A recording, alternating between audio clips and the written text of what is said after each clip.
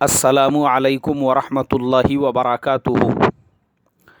मोहतरम भाइयों, बुज़ुर्गों, दोस्तों, ये हमारा निकाह के बयान का 24वां सबक है।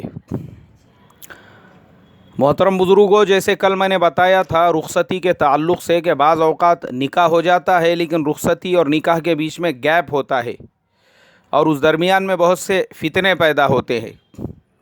ये तो वो निकाह था जो हमारा अपने मुल्क में हो गया, लेकिन रुख़सती की एक और किस्म होती है कि निकाह हिंदुस्तान में होता है या ऑनलाइन निकाह होता है, और लड़की होती है हिंदुस्तान में या पाकिस्तान में या बांग्लादेश के अंदर, और लड़का जो है वो या तो लंदन का रहने वाला होता है या यूके का रहने वाला होता है या यूएसए का होता है, या वो साउथ अफ्रीका का रहने वाला होता है या ऑस्ट्रेलिया का होता है या न्यूजीलैंड का होता है, बहरीन, ओमान, मान लो किसी भी मुल्क का रहता होगा। लेकिन जहाँ का भी लड़का होता है, हमारे समाज के अंदर एक नई बिदत, एक नई खुराफात और भीख मांगने का एक नया तरीक़ा जो राइज हो चुका है वो ये कि लड़के वाले बेचारे माशाअल्लाह दीनदार है, सुन्नतों का एहतमाम करने वाले हैं, तमाम चीज़ें उनके अंदर है, लेकिन यहाँ आके उनके अंदर भी वो भीख मांगने वाली सिफत पैदा हो जाती है कि जैसे आम लोग जो होते हैं जिनको दीन की मालूमात नहीं होती है, वो बेचारे साफ साफ तौर पे भीख मांगते हैं कि हमको जोड़े के नाम पर 10 लाख दे दो, 5 लाख दे दो, हमारा बेटा डॉक्टर है, इंजीनियर है, तो उसको उसके हिसाब से तुम दे दो। लेकिन ये जो दीनदार तबका है हमारे ज़माने का, इनके भीख मांगने का तरीक़ा ऐसे होता है कि भाई हम तुम्हारे बेटी से निकाह तो करा रहे हैं हमारे लड़के का, लेकिन आपके बेटी को इंग्लैंड भेजाने का, साउथ अफ्रीका भिजवाने का, अमेरिका भिजवाने का, कनाडा भिजवाने का, ऑस्ट्रेलिया भिजवाने का, न्यूजीलैंड भिजवाने का, सऊदी अरबिया, बहरीन, ओमान, कोई भी मुल्क हो वहाँ पे भिजवाने का सारा का सारा ख़र्च वो आपको बर्दाश्त करना पड़ेगा। लड़की के वीज़ा के प्रोसेसिंग और उसके पूरे चार्जेस आपको पे करना पड़ेंगे। उसके टिकट का और फ़्लाइट का और तमाम ख़र्चे जितने भी होंगे, इमिग्रेशन वगैरह, वो सब आपके ज़िम्मे होंगे। वो लड़की के वालिदैन के ऊपर ये प्रेशर डालते हैं और बाज़ औक़ात वो ख़र्चा 2-2 और 2.5-2.5 लाख रुपयों तक पहुंच जाता है। अब ये कौन सा तरीक़ा हुआ मेरे भाई जब तूने निकाह किया है? और ये इतना बड़ा आज के ज़माने में मसला है। हमारे यहाँ पे लोगों को पाउंड और डॉलर कमाने के लिए तो इंग्लैंड, अमेरिका, यूके, यूएसए और क्या कहेंगे उसे, Saudi Arabia, Dubai, Qatar, Bahrain जाने का तो बहुत शौक़ होता है। लोग पैसा पाउंड में और डॉलर में कमाना चाहते हैं, रियाल में और दिरहम में कमाना चाहते हैं। अपने बेटों को यूरोपियन स्टाइल के अंदर परवरिश कराना चाहते हैं, उनको पूरे वेस्टर्न कल्चर के अंदर। ये चाहते हैं कि हमारे बेटे जो है वो अमेरिकन एसेंस के अंदर इंग्लिश में बात करें, how are you and what are you doing there. इस तरीक़े से उनके ख्वाब ऐसे होते हैं कि हमारे बच्चे ऐसी बात करें। लेकिन जब बच्चों के निकाह के मसले आते हैं तो तब उनको अमेरिकन बहू पसंद नहीं आती है, इंग्लैंड की बहू पसंद नहीं आती है, साउथ अफ्रीका और बहरीन, कतर की बहू पसंद नहीं आती है। उनको पैसा तो पाउंड में, डॉलर में चाहिए, लेकिन बहू चाहिए तो हिंदुस्तान की ही।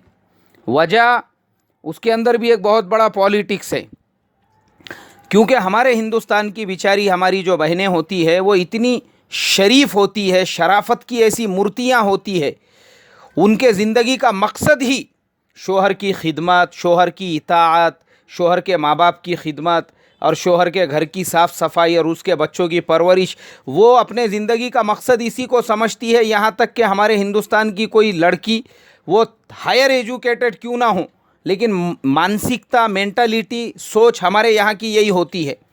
तो ये बहुत होशियार होते हैं जो लोग बाहर गए हुए होते हैं, उनको पता होता है कि भले ही हम पैसा डॉलर में, पाउंड में और दिरहम में, दिनार में कमा ले, बहू हमको इंडियन इसलिए मंगाना है कि बेचारी इंडिया की एड़ी, बागड़ी, दीवानी, अनपढ़, जाहिल हमारे घर में आएंगी तो वो हमारे बच्चों की फालियाँ भी बदलेंगी, हमारे अब्बा की खिदमत भी करेंगी, बूढ़ों को टाइम टू टाइम चाय भी बना कर देंगी, उनकी बातें भी सुनेंगी, उसके माँ की गालियाँ भी सुनेंगी।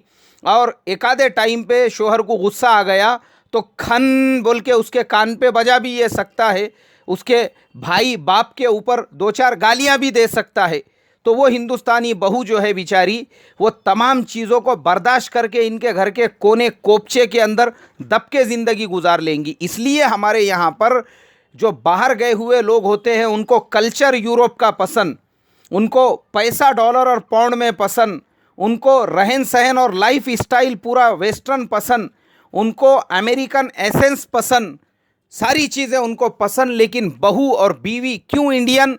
इसलिए कि ये बर्दाश्त करने वाली है। वहाँ की क्यों पसंद नहीं है? पता है वहाँ की जो रहने वाली है उसको वहाँ के रूल्स रेगुलेशंस टर्म्स कंडीशंस कायदे कवानीन सब पता है कि इंग्लैंड के अंदर बहू अपने बीवी को मारना तो बहुत दूर की बात, आप झिड़की देकर भी बात नहीं कर सकते। अगर शोहर ने ज़ोर से कभी बात कर दिया और वो बीवी ने एक फ़ोन उठाकर अगर वहाँ के पुलिस को फ़ोन कर दी कि मेरा शोहर मेरे साथ में गाली गलौज कर रहा है और इसने मेरे साथ में ये सुलूक किया, तो फ़ौरन पुलिस पहुँचेंगी और बग़ैर कुछ पूछताछ के शोहर को पहले पकड़ के लेकर चली जाएंगी।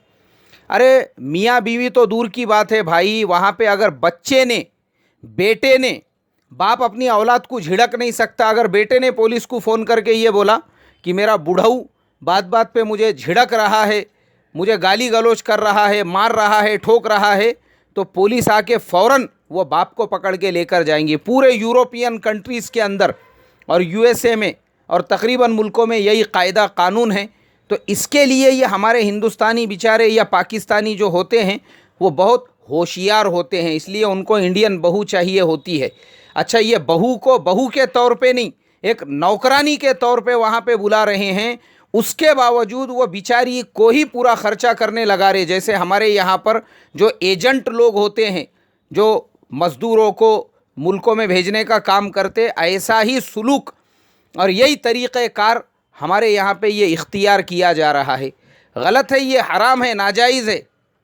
आपने अगर किसी की बहन बेटी से निकाह कराया है अपने बच्चे का, तो आपके ऊपर फ़र्ज़ है पूरे शाही अंदाज़ के अंदर आप उसकी रुख़सती कराए, पूरे ख़र्चों के साथ अखराजात के साथ उसको आँखों पे पलकों पे बिठाकर इंग्लैंड लेकर जाए, अमेरिका लेकर जाए, साउथ अफ्रीका लेकर जाए, बहरीन, कतर, ओमान, दुबई लेकर जाए, आपको कोई रोकने वाला नहीं है। इसलिए कि वहाँ जो रहने वाली बहनें हैं, मेरे पास में उन बहनों के इतने मैसेजेस पड़े हुए हैं जुल्म व सितम की दास्तानों के, कि दुबई में कैसा जुल्म व सितम हमारे हिंदुस्तान की बहनों पे हो रहा है, इंग्लैंड के अंदर हमारी जो हिंदुस्तान की बेटियों को निकाह करके ले जाया गया, कैसे उनके ऊपर घर के अंदर जिम्मेदारियां 18-18 घंटे काम करने लगाया जा रहा है, अमेरिका में जो हमारी बहनें दी हुई है और जो हमारी बेटियां हैं किस हाल के अंदर ज़िंदगियां गुजार रही है। मुझे हफ्ते में कम से कम इंडिया के बाहर के किसी ना किसी बहन की एक दर्द भरी दास्तान का मैसेज आता ही है। वजह सिर्फ़ और सिर्फ ये है कि वो लोग इनको शाही अंदाज में अपने आँखों पे पलकों पे बिठा कर नहीं ले जाते हैं, बल्कि बतौर खादिमा, बतौर नौकरानी के निकाह करके हमने अपने घर में बहू नहीं लाए, एक नौकरानी लेके आ गए, एक खादिमा लेकर आ गए, ये नीयत होती है। तो इसके लिए मैं हमेशा यही बोलता हूँ कि हमारे वो माँ बाप जो ये चाहते हैं कि हमारे बेटी को फॉरेनर दूल्हा मिले और हमारा होने वाला दामाद वो अमेरिकन या वो ब्रिटिश या वो अफ्रीकन या वो सऊदी अरब का रहने वाला हो, तो ये आपकी सबसे बड़ी बदगुमा, आपकी सबसे बड़ी गलत फहमी है।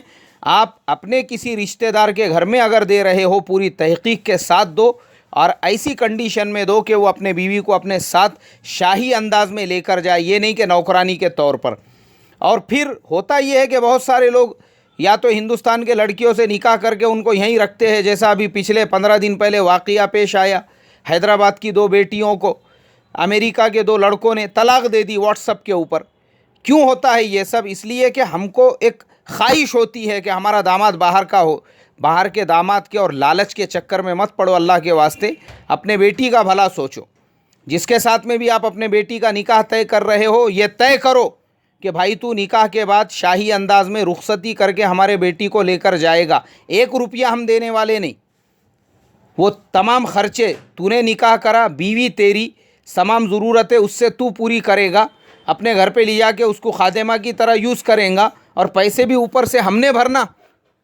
तो तेरे को अगर निकाह करना है तो निकाह के अंदाज में बीवी को बीवी के तौर पे लेकर जा। तो इस तरीक़े से आप तय करो।